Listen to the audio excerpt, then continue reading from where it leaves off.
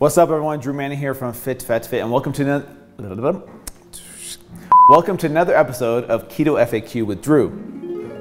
That rhymes. Keto F.A.Q with Drew. I don't think I'm gonna, there's a certain ring to that. Let me know what you guys think. Should I keep that? Keto F.A.Q with Drew. All right, today's question comes from Rick, and his question is, why am I plateauing on a ketogenic diet? Here's the thing. Almost every single person is going to plateau on any diet they do, any kind of transformation, any kind of lifestyle, and here's why. Our bodies are amazing machines. Our bodies can adapt and adjust to almost any new environment that we throw at it.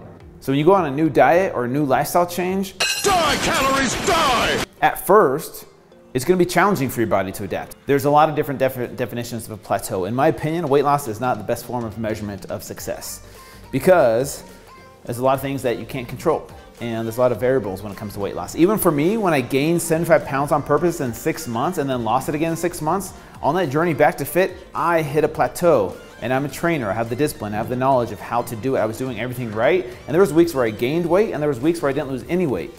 And here I was, a trainer that knew how to do all the things you're supposed to do, but even I hit a plateau. So it happens. But if you just go off of weight loss only, then every single person is gonna hit a plateau at some point in time. The key is to stay persistent.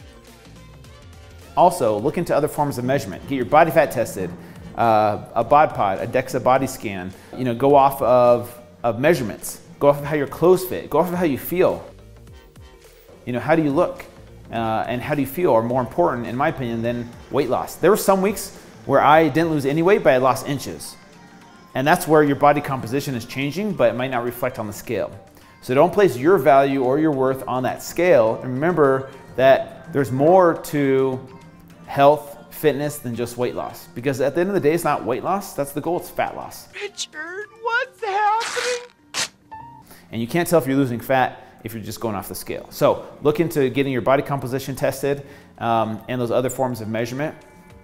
But the key is to stay persistent. Also, when it comes to the keto diet specifically, here's the mistakes that I've seen people make when they go keto. One is they do too much dairy. They're eating cheese with their eggs, cream in their coffee, a ton of butter, too much butter, and people overdo it on dairy. Some people, a lot of people actually have an intolerance to dairy, right? And so I recommend getting rid of dairy and if you're hitting a plateau and see if that helps out. The second thing is nuts. People tend to overdo it on nuts. Nuts are delicious, right? They have healthy fats in them. They do have some carbs, but they're really easy to overeat. Have you ever had Costco's salted cashews? If you have, you know it's a struggle to eat one handful.